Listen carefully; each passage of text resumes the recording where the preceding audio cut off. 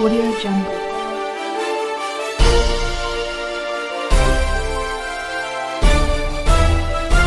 Audio Jungle. सच कहेंगे डंके की चोट पर। मैं हूं राजवीर सिंह होरा, आप देख रहे हैं टेढ़ी बात न्यूज। इस समय हम मौजूद हैं जिला न्यायालय परिसर में। यहाँ पर जैसा कि आप देख रहे हैं जगह जगह खुदा पड़ा हुआ है, महीनों से खुदा पड़ा है। ये मिट्टी गाड़ा सब पड़ा हुआ है सामने, और ये आगे तक जैसा आगे तक जो आपको दिखाई पड़ रहा है ये खुदाई करके छोड़ा हुआ और काम बंद है।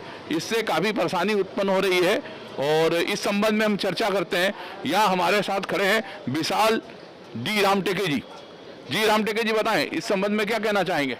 देखिए, ये जो यहाँ पर आप ये स्थिति देख रहे हैं, पहले तो जो कोरोना कालखंड में न्यायालय बंद रही, इनके पास पर्याप्त समय था। पर्याप्त समय में पीडब्ल्यूडी द्वारा यहाँ पे जो रुके हुए काम थे उनको करना थे, मगर ये काम उन्होंने नए वर्ष के बाद में चालू करे, जनवरी के बाद में चालू करे। वो जनवरी के बाद में चालू करने के बाद ये काम की कार्य अवधि 10-15 दिन की थी मुश्किल से, और उस कार्य को करने में इन्होंने 2 माह से भी अधिक का समय लगा दिया। और पूरा ये जो मार्ग आप ये देख रहे हैं, ये सामने 35, 36, 37, 38 नंबर कोर्टें हैं, जहाँ पर इंदौर जिले के महत्वपूर्ण थाने के प्रकरण दर्ज हैं, जहाँ पर उनकी सुनवाई होती है, जहाँ पर भीड़ भी अधिक रहती है। उसके बावजूद भी यहाँ पर आप व्यवस्था देखेंगे, यहाँ पर किसी प्रकार की कोई बातें नहीं हो रही है। यहाँ पर के अधिकारियों से बात की जाए तो अधिकारी बोलते हैं कि हो जाएगा, इस प्रकार से टाला मटोली करते हैं। और आज मुझे एक विश्वस्त सूत्रों से ज्ञात हुआ है कि पीडब्ल्यूडी के द्वारा ठेकेदार को भुगतान नहीं किया गया है, इसके कारण ये काम अभी तक वास्तव में वापस रुका हुआ है। ये जो रास्ता है, इस रास्ते से क्या माननीय न्यायाधीश वगैरह भी आना जाना करते हैं? इसी रास्ते से हमारे जो 35, 36, 37 नंबर जो 4 कोर्टें हैं, इन कोर्टों में आज जाने के लिए मार्ग यही है। और इसी मार्ग से न्यायाधीशगण भी जाते हैं, पक्षकार भी जाते हैं, अधिवक्ता भी जाते हैं। और ये जो आगे आप देखेंगे कि जगह जगह पे अवरोध लगा हुआ है, गड्ढे खुदे हुए हैं, और गिर जाए कोई व्यक्ति और उनको चोट आ जाए, घायल हो जाए, जिसके बारे में कोई व्यवस्था यहाँ पर नहीं है अभी। जैसा कि आप देख सकते हैं ये न्यायालय की यह स्थिति है, तो बाकी जगहों पर क्या स्थिति होगी, आम जनता कितना परेशान हो रही होगी। ये धूल डस्ट काफ़ी मात्रा में उड़ रहा है, जिससे कि दमा और श्वास की बीमारी वगैरह भी होने का खतरा रहता है। साथ में यहाँ मौजूद हैं एडवोकेट संजय बिरोलिया जी, उनसे पूछते हैं। हाँ संजय बिरोलिया जी, बताएं आपका क्या कहना है इस संबंध में। जैसा अभी रामटेके जी ने बताया इस संबंध में कि ये जो मात्र 15 दिन की अवधि में कार्य संपन्न होना था, और कोरोना लॉकडाउन में लंबे समय तक न्यायालय बंद रहा, जहां पर पक्षकारों का आवागमन भी कम रहा, वकीलों का भी आवागमन नहीं रहा, तो उस समय बिल्कुल शांतिमय तरीके से और एकाग्रता से कार्य को परिपूर्ण किया जा सकता था। लेकिन जानबूझकर अपना जो पीडब्ल्यू न्यायालय में जो भी इस कार्य को देखते हैं, इस प्रकार के कार्य को, उनके द्वारा न इस कार्य में गति ली गई, न ही उन्होंने उनके द्वारा उन अधिकारियों को भी फटकार लगाई गई, न उनसे कार्य में गति बनाने के लिए कहा गया। जबकि न्यायालय ऐसा परिसर है कि यहाँ पे प्रत्येक शनिवार को जन लोक उपयोगी अदालतें लगती है, जिसमें कि किसी प्रकार का जन समस्याएँ होती है उसके निराकरण माननीय न्यायाधीश के द्वारा किया जाता है। जबकि माननीय न्यायालय में यहाँ जो माननीय न्यायाधीश है, डीजे साहब हैं, और अन्य न्यायाधीश भी जो यहाँ से आवागमन करते हैं, पक्षकारगण आवागमन करते हैं, उनके सबके संज्ञान में, तो मेरा ऐसा मानना है कि माननीय जो न्यायाधीश हैं उनको खुद का संज्ञान लेना चाहिए, और संज्ञान लेके उनको पावर है, उनको जो कंपनियां हैं, जो पीडब्ल्यू वाले हैं, जो भी संस्थाएं हैं शासकीय, उनको निर्देशित करना चाहिए अधिकारियों को कि ये क्यों इस कार्य में बाधा हो रही, इस कार्य को परिपूर्ण क्यों नहीं किया जा रहा।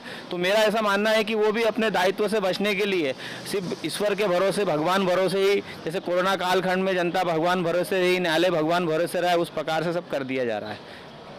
सफाई में नंबर 1 शहर के न्यायालय में, जिला न्यायालय में यह स्थिति आप सोच सकते हैं।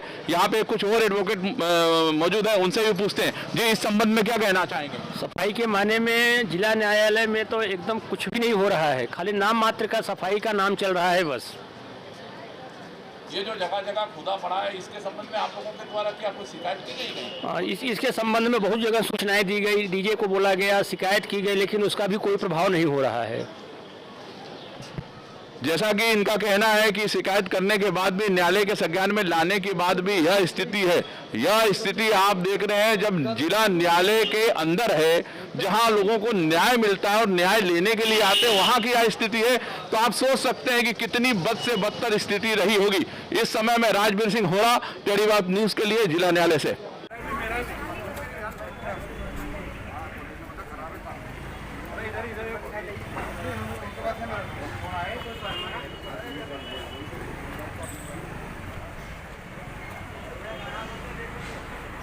ये देखिए इंदौर जिला न्यायालय का 35, 36, 37 नंबर कोर्ट पे जाने का रास्ता है और ये लगभग 1-1.5 महीने करीब से इस प्रकार की अवस्था में है।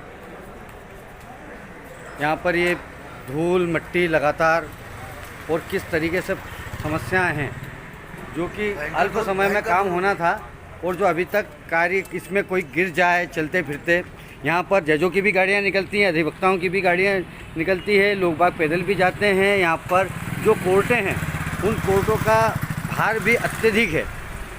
लगभग ये देखें आप, धूल से भरी ये। अभी अधिवक्ता किस प्रकार से किस अवस्था में बैठेंगे इसके बारे में कौन, चारों ओर धूल का अंबार लगा हुआ, किसी प्रकार की कोई व्यवस्था आगे नहीं हुई है।